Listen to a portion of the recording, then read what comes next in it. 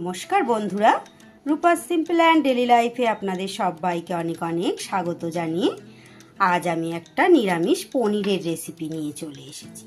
খুব চটজলদি এই রেসিপিটি, দারুণ সুন্দর কিন্তু লোভনীয় একটি রেসিপি।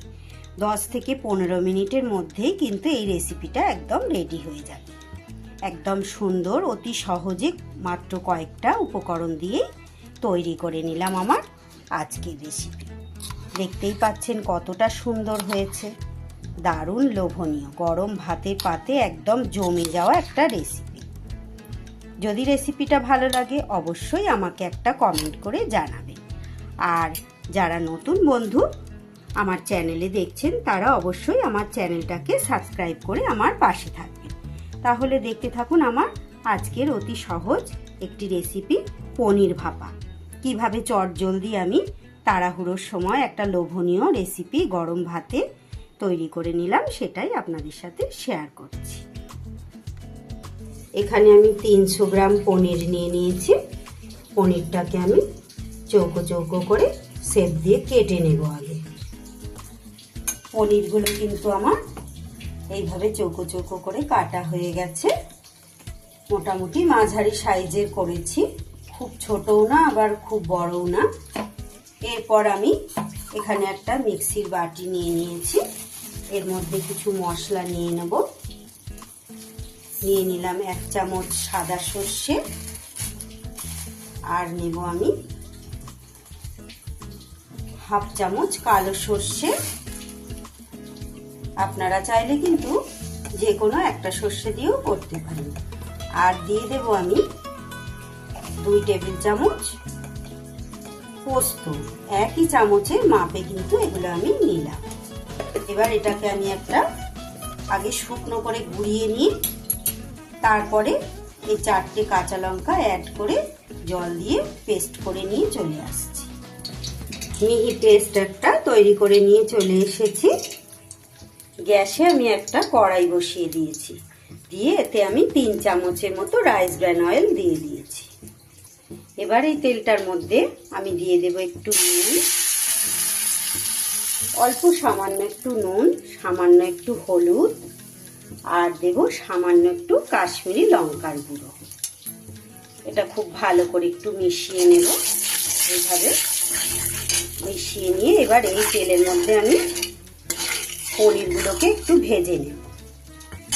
চাইলে আপনারা পনির কিন্তু কাঁচাও করতে পারেন, না ভেজে কাঁচা পনিরেরও করতে পারেন, কিন্তু পনিরটা এইভাবে ভেজে নিলে একটু হালকা করে ভেজে নেব। তাহলে কি হবে, পনিরের মধ্যে যে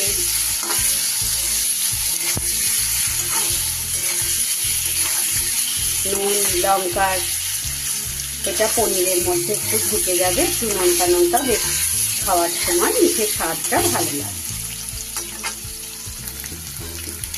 খুব বেশি ভাজবো না আমি, লাল করে বেশি ভাজলে কিন্তু পনির শক্ত হয়ে যাবে। কড়াইয়ের মধ্যেই এটা রেখে দেব। গ্যাসটা নিভিয়ে দিচ্ছি। মশলার পেস্টটা কিন্তু আমি একটা টিফিন বক্সে নিয়ে নিয়েছি। এবার এর মধ্যে দিয়ে দেব একটু হলুদ গুঁড়ো, দিয়ে দেব একটু নুন। নুনটা একটু বুঝে শুনে দিতে হবে, পনির ভাজার সময় নুন দেয়া আছে। দিয়ে দেব সামান্য কাশ্মীরি লঙ্কার গুঁড়ো। এবার এটাকে খুব ভালো করে একটু মিশিয়ে নেব।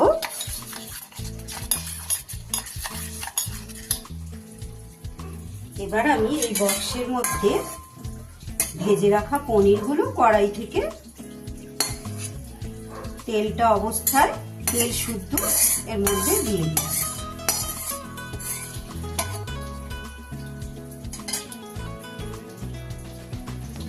এবার এটাকে হালকা হাতে ভালো করে মিশিয়ে নেব।